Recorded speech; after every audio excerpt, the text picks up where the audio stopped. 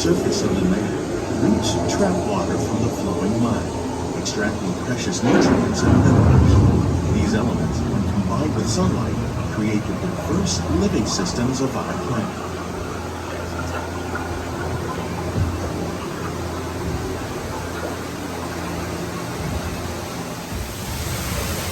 One of those living systems is the rainforest, home to the most amazing concentration of life on our planet.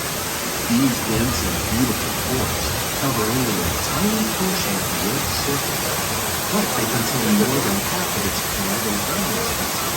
Rainforests are also extremely rich in productive living systems, providing us with oxygen, food, medicine.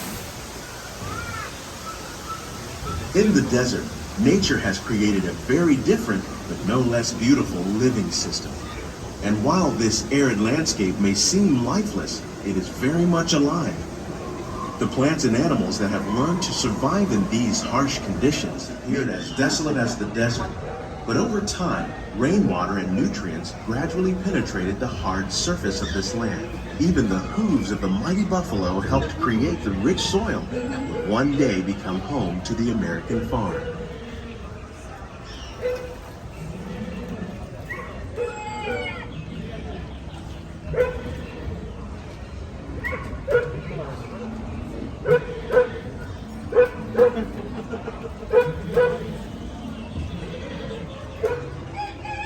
Of all the forces at work on the land, humans have had one of the most profound.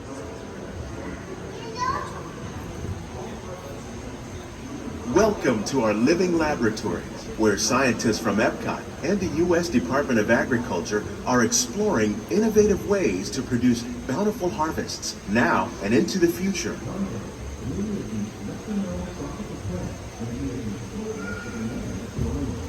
The tropics are home to the greatest diversity of plants on the planet. Many of these, like papaya, bananas, cacao, coffee, and rice, are well known around the world. These are just a few of the edible plants that have been an important source of nutrition for people living in the tropics. Many are rich in vitamins and minerals, while others are well adapted to growing in less than ideal conditions. Some, like the water lily, thrive in wet, swampy areas and waterways. All parts of this plant, even the flower petals, are edible. The starchy root of the plant has long been used to make flour for baking.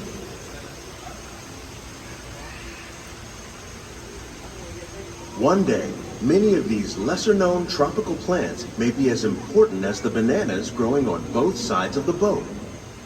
Fish. But fish farming, or aquaculture, accounts for nearly half of all the seafood consumed globally. Tilapia, bass, and catfish, like the ones you see here, are three of the more popular crops raised by fish farmers. The sustainable system we're using here recycles the water in the tanks. As a result, we're able to save millions of gallons each year. Our small fish farm produces nearly 5,000 pounds of fish each year to serve in restaurants around Walt Disney World. Innovations like this one can play an important role in our efforts to produce bountiful harvests and still protect natural resources.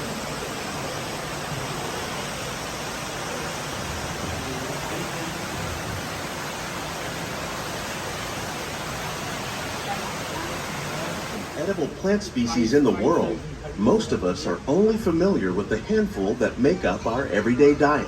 The common grains growing here, wheat, maize, sorghum, and millet, plus rice, account for nearly 2/3 of our global food consumption.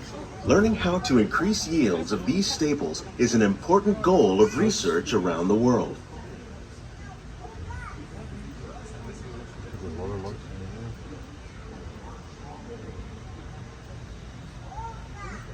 By populating our greenhouses with beneficial insects that prey on harmful pests, like aphids and flies, we are significantly reducing our reliance on conventional pesticides. We're growing these crops using our nutrient film system. This technique precisely controls and recycles water and nutrients. With it, we can produce over 27,000 heads of lettuce a year in this one small area.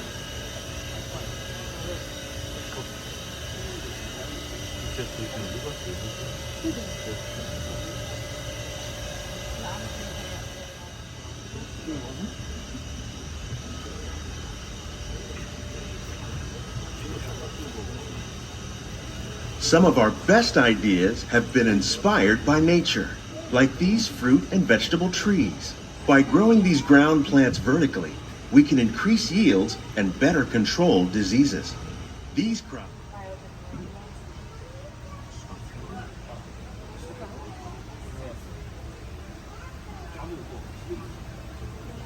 The future of agriculture may include innovative ideas like this vertical growing system. Plants grown in this way use a fraction of the space required by traditional growing methods. That saves water and increases production. The aquaponics system on your left combines hydroponics with aquaculture. The fish provide a natural source of fertilizer for the plants, and the plants help keep the water clean for the fish.